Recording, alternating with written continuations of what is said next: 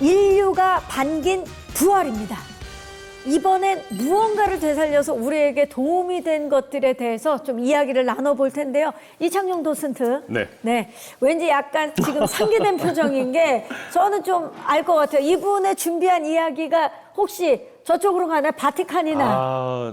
제가 일을 시작했던 바로 그곳, 바티칸입니다. 바티칸 갑니까? 갑시다. 사실 바티칸은 인류 역사상 그 길이 남을 재생과 부활과 관련된 작품들이 많이 있을 수밖에 없거든요. 그 이야기의 시작을 이 작품으로부터 나눠보도록 하겠습니다. 네, 보통 천지창조라는 제목으로 잘 알고 계실 텐데요. 정확한 명칭은 시스티나 예배당의 천장화. 이게 공식 제목입니다. 하나님께서 세상을 창조하신 이야기. 그다음 아담과 이브의 탄생. 그 이후에 노아의 방주까지 미켈란젤로가 1508년부터 1512년까지 4년간에 걸쳐서 혼자 그렸던 작품입니다. 혼자? 이게 얼마나 대단하냐면 그림 사이즈가 일단 큽니다. 세로 40m, 40m. 가로가 13m. 이게 굴융 형태고요. 높이는 20m입니다. 아우. 그 위에 천장을 미켈란젤로가 혼자 그렸습니다. 우리가 미켈란젤로가 활동했던 시기를 보통 르네상스라고 이야기를 하잖아요. 르네상스라는 뜻이죠. 그러니까 다시 태어나다, 부활, 재탄생 이제 이런 의미를 담고 있는데 그렇다면 기준이 필요하겠죠. 무엇으로부터 재탄생할 것인가? 그리스 로마 시대. 그 아름답던 그리스 로마 시대를 다시 이 땅에 꽃 피워보자라고 하여 옛것을 다시 부활시키는 시대이다라고 해서 르네상스라고 이름을 붙인 겁니다. 우리 보통 르네상스 3대 거장이라고 거의 교과서에서 암기식으로 이제 외우던 인물들이 있어요. 다빈치. 레오나르도 다빈치. 그다음 미켈란젤로. 그다음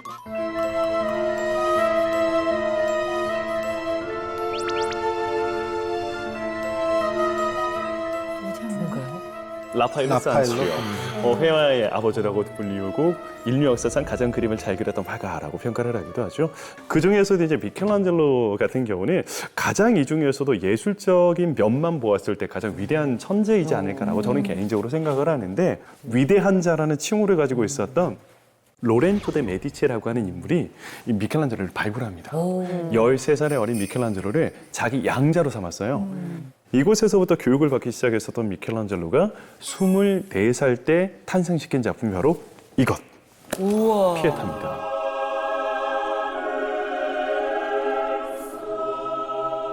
이후 이 명성을 바탕으로 당대 유럽 최고의 권력자, 교황이셨던 율리우스 2세 교황께서 뛰어난 천재 조각가가 있다는 소식을 전해 듣고 야, 내가 얼마 안 가 죽을 것 같은데 내 영묘를 이 피에타와 같은 아름다운 조각들로 한 40개 정도 가득 채워놓는 그런 영묘를 좀 만들고 싶다라는 욕심에 미켈란젤로를 바티칸에 불러들이게 됩니다. 근데 재밌는 건 이때 미켈란젤로가 바티칸에 와서 했던 일은 조각이 아닙니다. 아까 보셨던 바로 시스티나 예배당의 천장을 그리게 돼요. 미켈란젤로가 혼자 이게 4년에 걸쳐서 그림을 그리게 되는데 자세히 보시면 가운데 천지창조, 창세기 부분만 놓고 보시면은요. 왼쪽부터 이제 이야기가 시작이 되거든요. 제대에서 이야기가 멀어져 갈수록 점점 사람들이 신앙심을 잃고가 그 타락해가는 그 과정을 그린 것이 아닐까라고 이야기하는 사람들도 있어요. 근데 참 재밌는 게 미켈란젤로가 4년에 걸쳐서 이 그림을 딱 그렸을 때에 이제 드디어 이제 공개가 되잖아요. 사람들 반응이 어땠을 것 같으세요?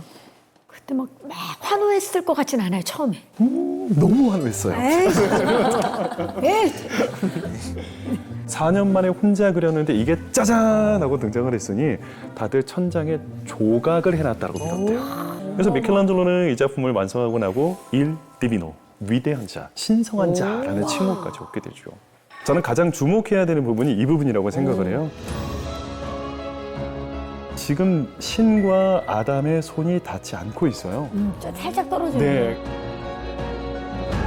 제 개인적인 생각이에요. 지금 신께서 아담을 창조하시고 지금 무엇을 하는 순간이냐면 생기를 불어넣고 계시는 그 순간이에요. 아마 미켈란젤로는 이 장면을 그려내면서 이런 의미를 담지 않았을까 싶어요.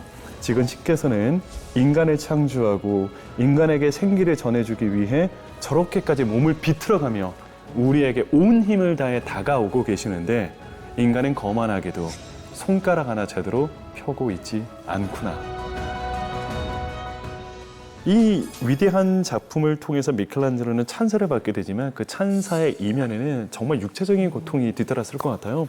뭐 일단 기본적으로 관절염, 테니스 엘보, 손가락 관절은 다 굳기 시작했을 겁니다. 실제 미켈란젤로는 이 작업을 하면서 특히 천장화 작업을 하면서 친구에게 이런 편지를 써요.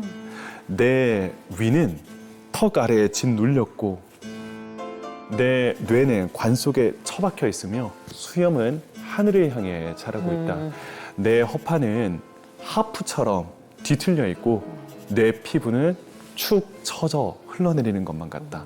너무나도 고통스럽고 얼마나 이 과정이 힘들었는지를 이 편지를 통해서도 전하고 있는 것으로 우리가 볼 진짜 수가 있을 것 상상도 같아요. 없었겠네요. 자, 신들의 세계를 되살린 예술가.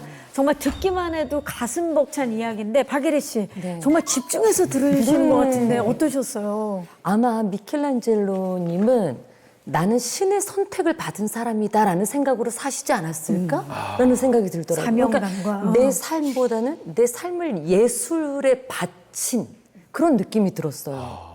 과연 나는 예술에 내 모두를 바칠 수 있나?